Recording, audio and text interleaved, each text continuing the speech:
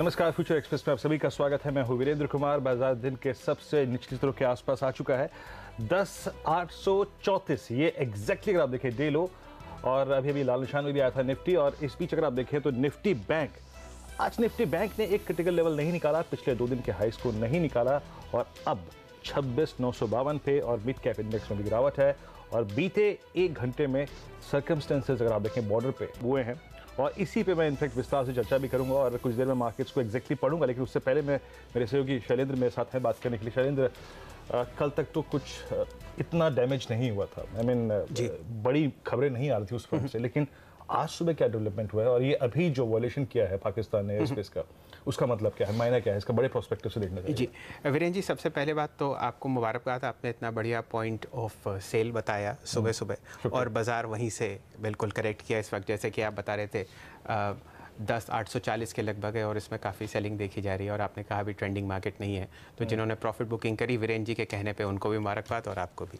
बहरहाल 2-3 चीज़ें काफ़ी अहम हुई हैं सुबह से। इसमें वायु सीमा का उल्लंघन हुआ है पाकिस्तानी जेट्स के द्वारा, कम से कम 2 जगह, राजौरी और पुंछ। हिंदुस्तानी एयरफोर्स, इंडियन IAF ने उनको वापस खदेड़ा। और जितने भी सिविलियन एयरपोर्ट्स हैं हमारे वेस्टर्न बॉर्डर पे, जैसे कि अमृतसर, पठानकोट, चंडीगढ़, और जितनी भी JNK की सीमा, वायु सीमा में जितने भी एयरपोर्ट्स पड़ते हैं, उन सब को सिविलियन ट्रैफिक के लिए इस वक्त बंद कर दिया गया है, इस कारण कि वहाँ पे एयरफोर्स ऑपरेशंस हो रहे हैं। तो 3 अहम डेवलपमेंट्स, 2 वायु सीमा का उल्लंघन पाकिस्तानी जेट्स के द्वारा, और इसमें ये बिल्कुल अनरिलेटेड बात है, इसमें एक IAF का MiG-21 विमान भी नीचे गिरा है, जो कि बदगाम इलाके में कश्मीर के। तो ये दोनों अनरिलेटेड है, इसमें किसी तरीके की कोई एक एग्जैक्टली है क्या, क्योंकि आप देखिए सेना, वायुसेना और नौसेना जब भी काम करते हैं जी, कल इनफैक्ट आपके पास मेरे ख्याल से कुछ महत्वपूर्ण फोनोज भी हैं, उनसे बात कर लीजिए। चलिए ये सब बात हम पूछते हैं air vice marshal retired Kapil काक साहब से। काक साहब, आपका स्वागत है।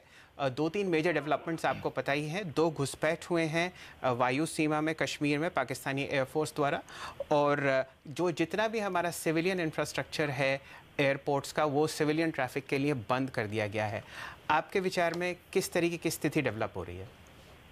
नहीं, देखिए, हमें तो कोई शक नहीं था, जो भी टीवी प्रोग्राम्स में मैंने बात की है कल, कि कोई न कोई रिएक्शन होनी है, क्योंकि कल उन्होंने खुद ही एडमिट किया है कि हमारे विमान पाकिस्तान की मेन LOC नहीं, मगर पाकिस्तान की जो मेन एरिया है वहाँ पे बालाकोट में घुसे हैं और वहाँ पे हमला किया है।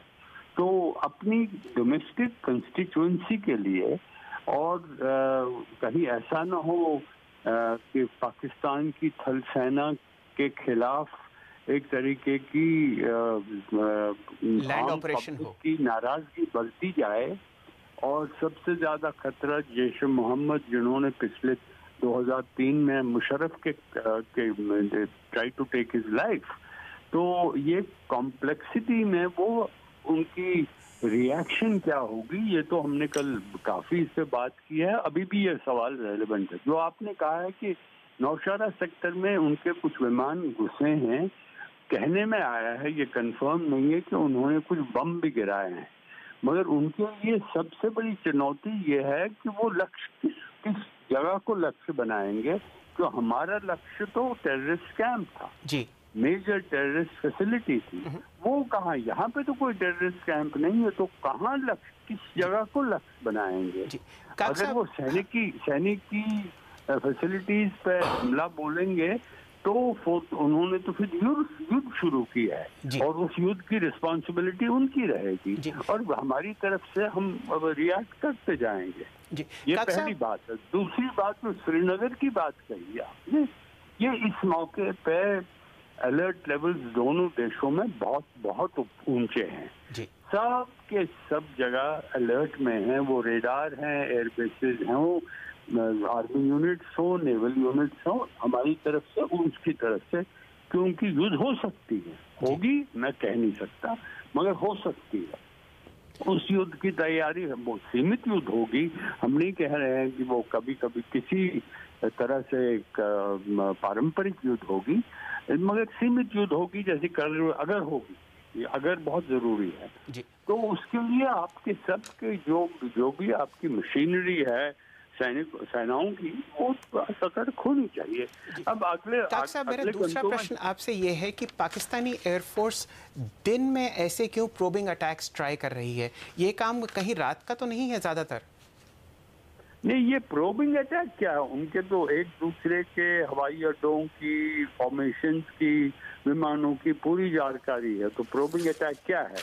हाँ, ये कर सकते हैं कि कुछ जब विमान LOC क्रॉस करे, वहाँ बम गिराए और फिर पाकिस्तान की टीवी चैनल्स और पाकिस्तान की मीडिया देश में फैला दे कि हमने वहाँ पे हमले किए हैं, बेमतलब हमले किए हैं, मगर वो अपनी पब्लिक डोमेस्टिक कंस्टिट्यूएंसी आजकल के ज़माने में बहुत ही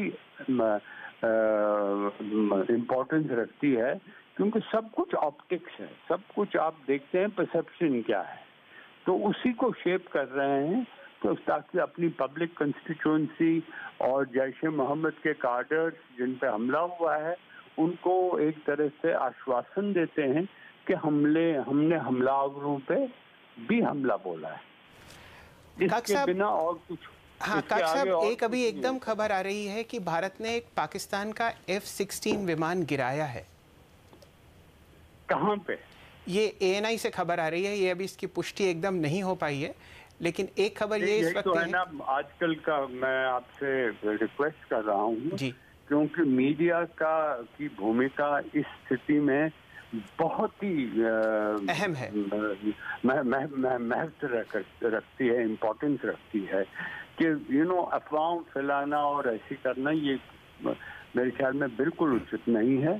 तो पहले आप कंफर्म करिए कौन सा विमान है, कहाँ गिराया है। ये कहना कि अभी बात आई है तो आप स्प्रेड करते हैं, मेरे ख्याल में ठीक नहीं है। शायद गिराया है, मगर पहले हमें पूरी जानकारी होगी, तभी हम हमें बात करने की आवश्यकता है।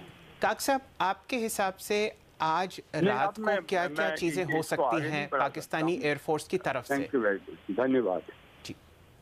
चलिए, ये काक साहब से बातचीत हुई, लेकिन शैलेंद्र अब इसके मायने कुछ और हैं। F-16 को मार गिराना सीमा के अंदर जो घुसा था जी, अब ये उनका सबसे बेहतरीन जहाज है और शायद इसी को उन्होंने एयर वॉल्यूशन के लिए इस्तेमाल किया होगा। इससे कितने बड़े मायने?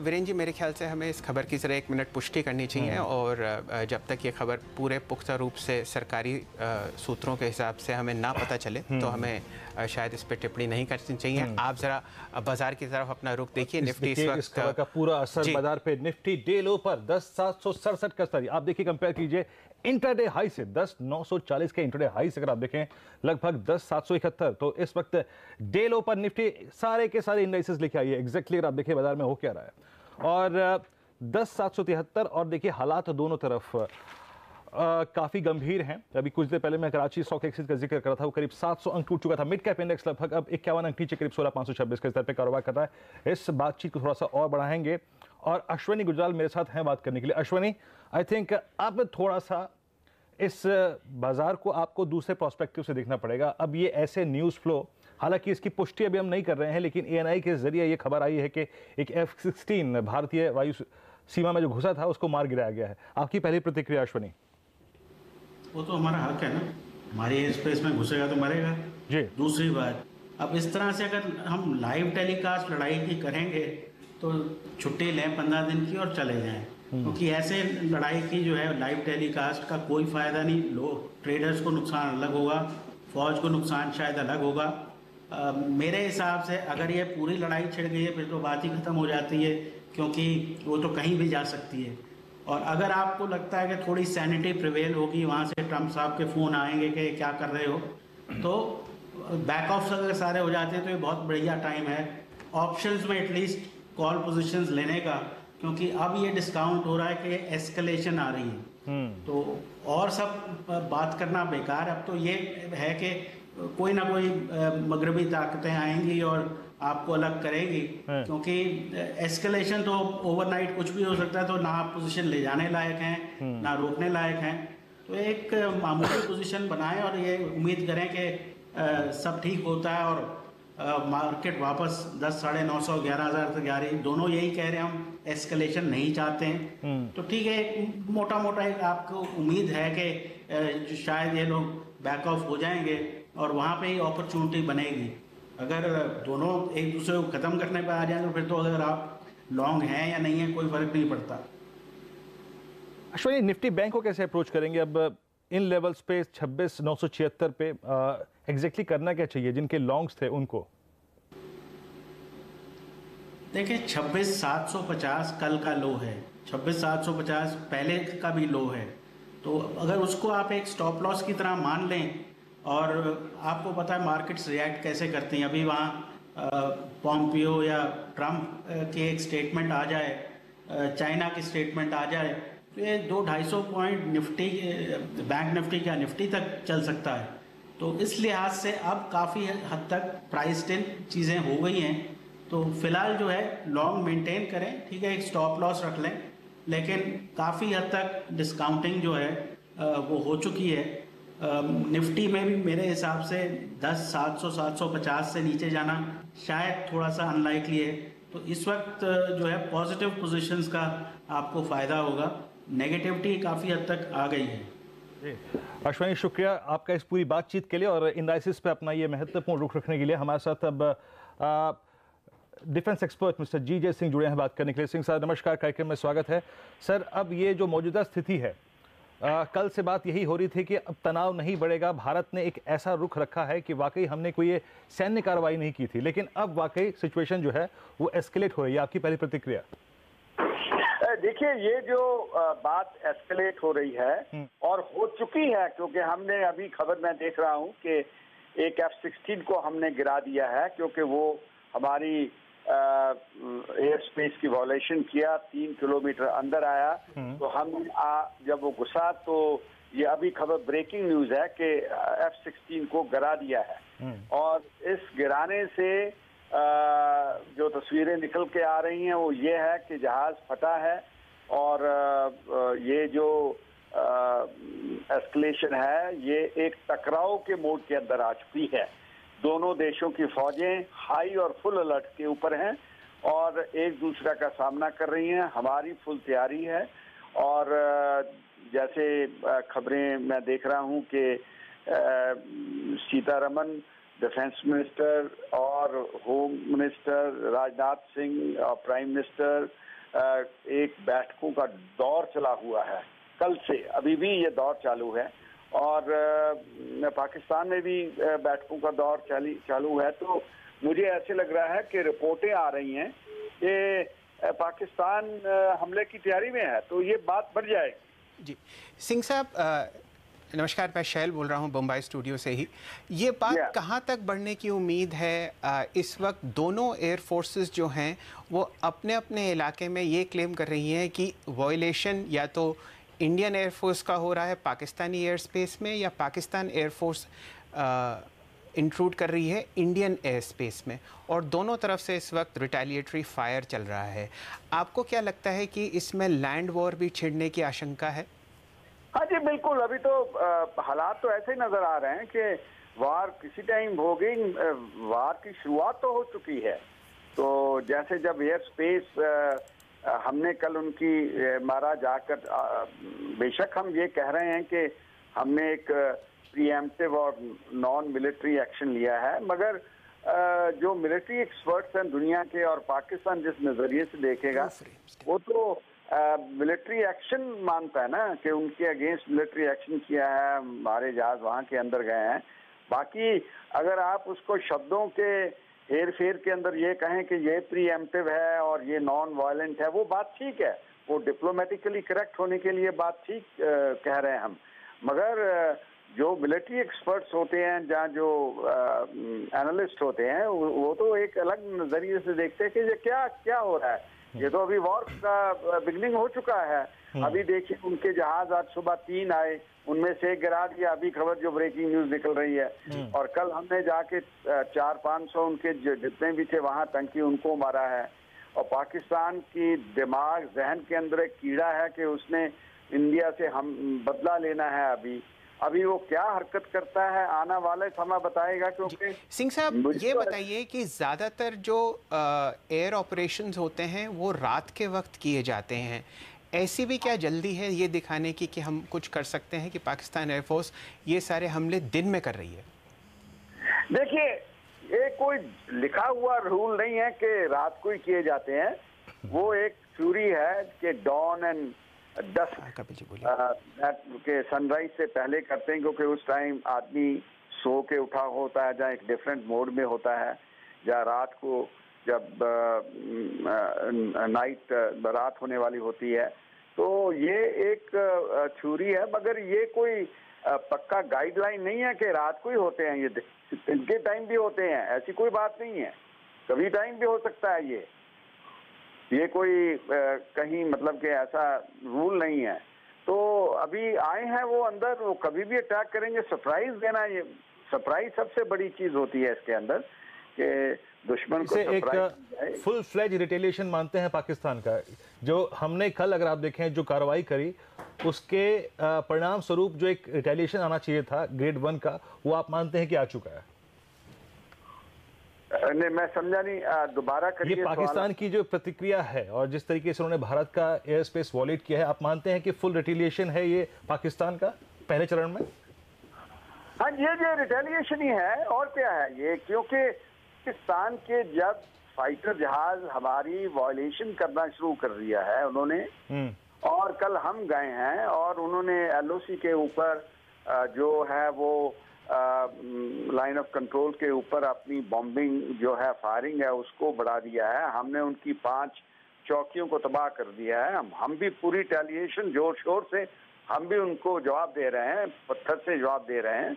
और साथ में आपका इंटरनेशनल बॉर्डर जो है, चाहे वो गुजरात का हो, चाहे वो राजस्थान का हो, चाहे वो पंजाब का हो, ये सभी हाई एंड फुल अलर्ट के ऊपर है। आपकी फौजें मूव कर रही हैं, जैसे इमेजेस हम देख रहे हैं, तो उससे पता लगता है कि जो विलेजेस हैं, आजू बाजू के गांव हैं, वो भी खाली करा लिए होंगे, क्योंकि ये अभी खबरें तो नहीं आ रही, मगर जम्मू में तो हो रहा है, ये खाली करा रहे हैं। क्योंकि सुबह मैं जो प्रोग्राम कर रहा था दूसरी चैनल के ऊपर, वो वहां से वो दिखा रहे थे कि वो जा रहे हैं, और कई लोग कहते हैं नहीं हम घरों में रहेंगे। तो ये एक संगीन और सीरियस सिचुएशन पैदा हो चुकी है। जी हाँ, ये संगीन और सीरियस सिचुएशन है। अगर आप ये भी देखें, जितने भी और भी वर्ल्ड पावर्स हैं, चाहे वो US है, चाहे चाइना है, ऑस्ट्रेलिया ने भी ये कहा है कि भाई दोनों साइड्स को इस वक्त मिल बैठ के बात करनी चाहिए। लेकिन जाहिर बात है कि मिल बैठ के तो क्या बातचीत हो रही है, बातचीत सिर्फ बॉर्डर्स के आर पार हो रही है, और वो भी एयरप्लेन्स के साथ। हाँ, बिल्कुल आपने ठीक कहा। ये तो बातचीत अभी शुरू हुई है हमारी पाकिस्तान के साथ। एयरफोर्स और आर्मी आपस में बात कर रही है। असली बात तो यही है ना, बाकी बात तो जो है वो डिप्लोमेसी की होती है, जहाँ दूसरे किसी आप अंतर्राष्ट्रीय फोरम के ऊपर बातचीत करते हैं। मगर एक चीज मैं आपको बताना चाहता हूँ कि जो पाकिस्तान है, हमारे पास एक बहुत बड़ा इंडिया के अंदर इंटेलेक्चुअल पूल है। हमारे पास ऐसे एनालिस्ट हैं जो माहिर हैं, जो पूरी इकोनॉमी को समझते हैं। फिर हमारे पास हर तरह के माहिर हैं जो इंटरनेशनल पॉलिटिक्स को समझते हैं, जियो पॉलिटिक्स को समझते हैं। हमारे पास ऐसे माहिर हैं जो डिप्लोमेसी के हैं। हमारे पास IT की इंटेलेक्चुअल है। हमारे पास एक बहुत बड़ा देश है, और इसमें हर तरह की दिमागी जो काम है, इंटेलेक्चुअल है, सोच समझ दलील जिसे कहते हैं हम, उसका एक बहुत भरपूर भंडार है। पाकिस्तान में यह नहीं है। पाकिस्तान में राज जो है उधर पाकिस्तान की आर्मी करती है, और उनके जहन के अंदर एक कीड़ा घुस चुका है कि हमने इंडिया से बदला लेना है, हमने इंडिया को मारना है। तो ये कीड़ा निकालना बहुत मुश्किल हो जाता है। आज सुबह जो अपने स्थानीय लोग थे जम्मू और कश्मीर के, वो बता रहे थे अपने एक सिंपल लैंग्वेज के अंदर के साथ, जो रातों के भूत हैं वो बातों से नहीं मानते। उनका मतलब ये कहने का था कि जो पाकिस्तान की साइकी है, जो उसकी सोच समझ है, वो जो है वो अलग तरह की है। वो उसको देखिए, हम दलील और ये जो विचार सोच समझ के करते हैं, और एक समझदारी से काम लेते हैं, वो चीज़ नहीं है उनके अंदर। तो वो अपने अंदाज के अंदर इसी बात को, जिसको हम साइक कहते हैं या माइंड कहते हैं, या उनके अंदर जहन है कैसा है, वो ही दर्शा रहे थे। तो वो मैं चीज़ को बता रहा था कि पाकिस्तान जो है वो किसी हद तक कोई भी नीच हरकत कर सकता है। हमारे सिविलियन पॉपुलेटेड एरिया, उनके ऊपर वो अटैक कर सकता है, और हमारे 200-300 जो लोग हैं सिविलियन, उनके सॉफ्ट टारगेट जिसे हम कहते हैं, उनके ऊपर हमला करके, जी हाँ, सॉफ्ट टारगेट्स पे हमला कर सकता है। सिंह साहब, आपका बहुत बहुत शुक्रिया हमारे साथ जुड़ने का, आपका बहुत बहुत धन्यवाद। और हमारे साथ इस वक्त JK त्रिपाठी साहब जुड़ रहे हैं, वह पूर्व राजनायक हैं। त्रिपाठी साहब, आपका बहुत बहुत स्वागत है CNBC आवाज़ में।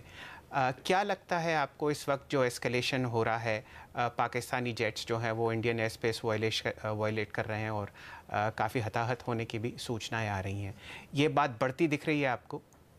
थोड़ा बहुत एस्केलेशन तो होगा, लेकिन ये कि पाकिस्तान, और वो इसलिए होगा कि पाकिस्तान अपने अवाम को दिखाने के लिए देखिए कि देखिए हम भी कुछ कार्रवाई कर रहे हैं, इसलिए वो करेगा।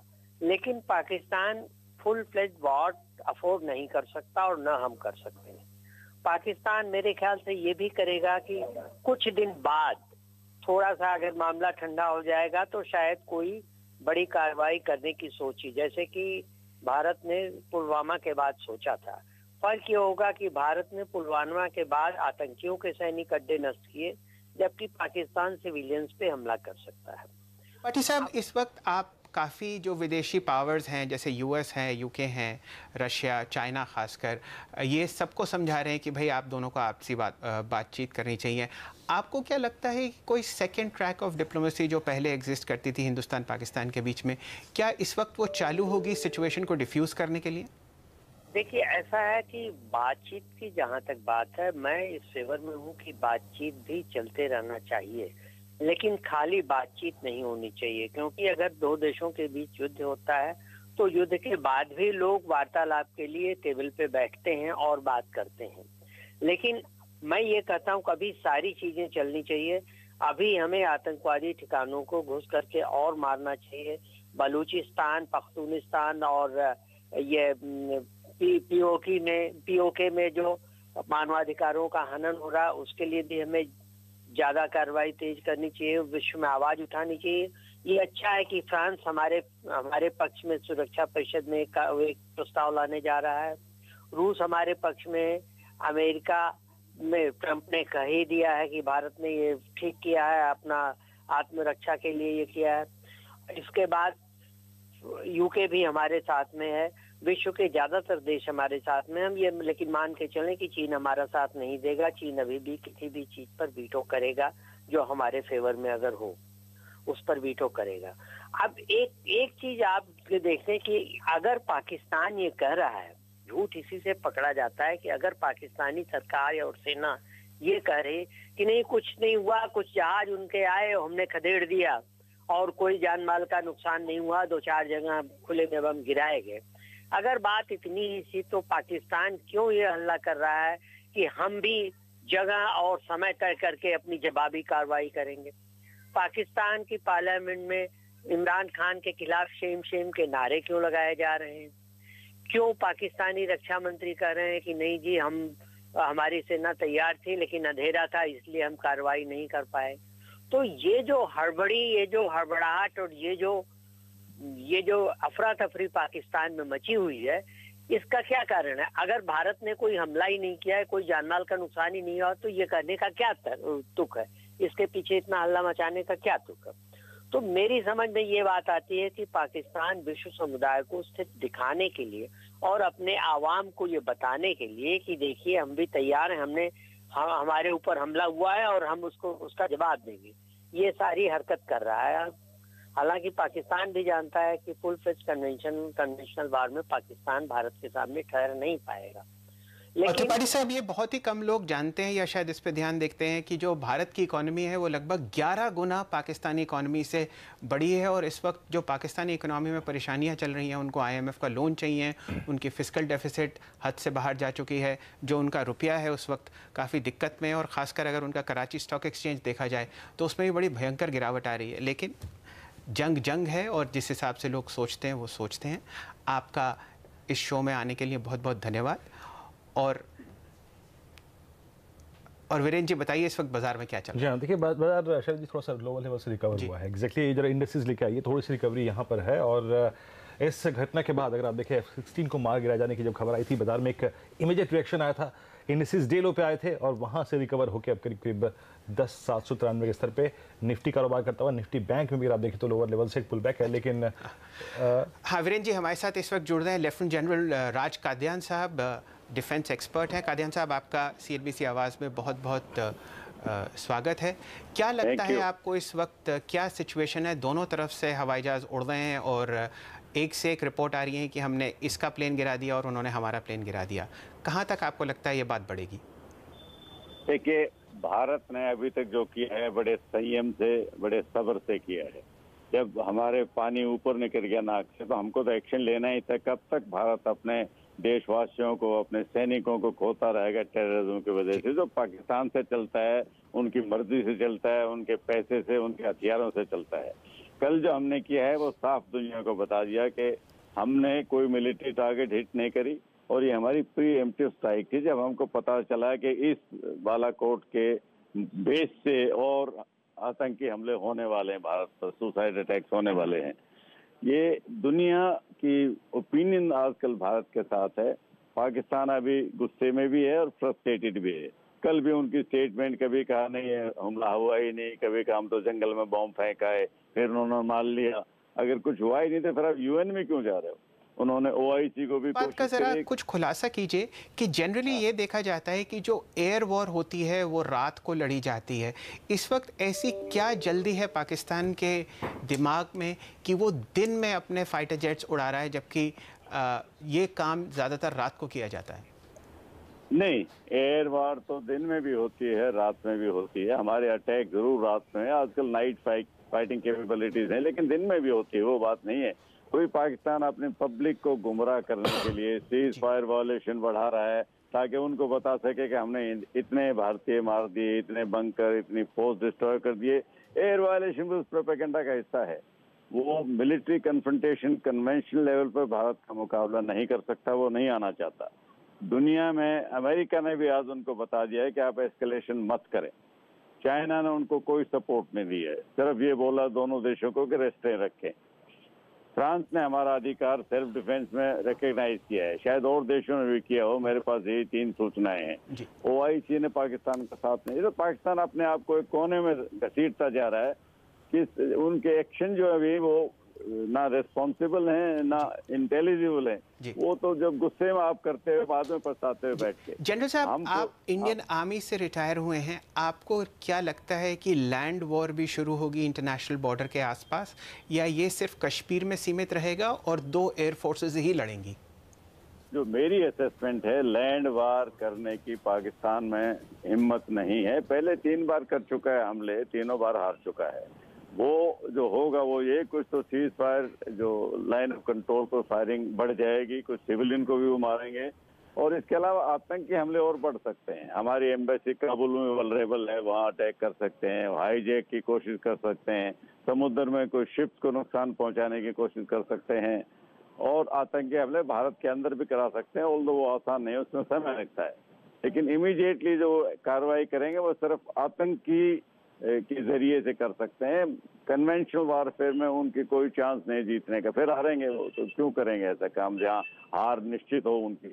3 बार वो कोशिश कर चुके हैं। ये तो न्यूक्लियर का जो एक अपना होक्स था उनका, वो उसका बबल जो था वो पंचर होना ही था, वो हो जाएगा इस बार। बड़ी अच्छी बात होगी। अब आपने एक बड़ी अच्छी बात करी, जो पाकिस्तान का न्यूक्लियर ब्लफ था जो कि पिछले 20-25 साल से हिंदुस्तान के ऊपर था, वो आपको लगता है इस वक्त बिल्कुल ध्वस्त हो चुका है? देखिए, कब तक हिंदुस्तान ये बर्दाश्त करेगा कि पाकिस्तान एक न्यूक्लियर छतरी के नीचे खड़ा होकर बार बार हमारे सैनिकों को मारता जाए, हत्या करता जाए, गर्दनें काटता जाए? कभी न कभी तो होना ही था, और ये ब्लफ है, दुनिया भी जानती है। आजकल 2 न्यूक्लियर पावर में कभी न्यूक्लियर वॉर नहीं हुई है, ना होगी। दुनिया ऐसे थोड़ी बैठी रहेगी, क्योंकि जब न्यूक्लियर वॉर शुरू होगी तो सिर्फ भारत और पाकिस्तान ही नहीं, पूरी दुनिया को असर पड़ेगा। पाकिस्तान जानता है इसको, पाकिस्तान ये भी जानता है कि अगर उसने कुछ ऐसा किया हम तो उस डैमेज को बर्दाश्त कर लेंगे, बड़ा मुल्क है। लेकिन पाकिस्तान कल सुबह सनराइज नहीं देख पाएगा। वो सुसाइड बॉम्बिंग इंडिविजुअल लेवल पे करते हैं, लेकिन एज ए मुल्क करेंगे या नहीं मुझे नहीं लगता।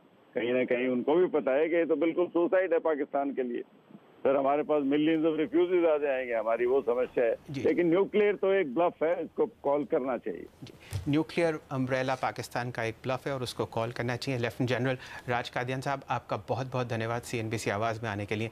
वीरेंद्र जी, आपका मौका है, मार्केट चेक कीजिए। ये बताइए इंडिया विक्स, रुपये डॉलर और इस वक्त निफ्टी में क्या क्या हो रहा है? जी हाँ, देखिए निफ्टी बैंक ऑलमोस्ट आप देखिए अभी भी डीलो की ट्रैजेक्टरी में। एक बार प्लीज इंडिया विक्स लिखे आइए। आज सुबह से अगर आप देखें सेटल हुआ था, नीचे आया था, लेकिन एक बार फिर से 1861, याद रखिए बीते साल डेढ़ साल में सबसे रिस्की ट्रैजेक्टरी होती है इंडिया विक्स की। 1860, 1920, 1980, ये बहुत रिस्की ट्रैजेक्टरी है। तो इंडिया विक्स वाकई बाजार में एक पैनिक, एक घबराहट की स्थिति का एक बड़ा संकेत है। एक बार आप निफ्टी को लेकर आइए 10,800 की ट्रैजेक्टरी में। हालांकि डे लो से रिकवर हुआ है और बेफिजूल के शॉट्स भी बहुत सवार नहीं हो रहे हैं। याद रखिए जो ऊपर की तरफ शॉट्स आए थे वो थोड़ा सा कवर हुआ है, लेकिन अब 10,800 की ट्रैजेक्टरी में। वीरेंद्र जी, ना सिर्फ बॉर्डर पे इस वक्त मिजाज गर्म है, इस वक्त दिल्ली में भी बहुत गर्माहट चल रही है। और चलते हैं अपने एडिटर साहब के पास, श्री लक्ष्मण रॉय। लक्ष्मण जी, आप हमारे साथ जुड़ रहे हैं ल्यूटियंस दिल्ली से। बताइए क्या क्या हो रहा है इस वक्त आपके शहर में? बिल्कुल, आप मुझसे बात करने से पहले जो एक लाइन कही वो बिल्कुल सटीक यहाँ पे बैठ रही है। जिस तरह की गहमा गमी भारत पाकिस्तान सीमा के बीच है, कहीं उससे ज्यादा गहमा गमी यहाँ पे सत्ता के गलियारों में देखने को मिल रही है।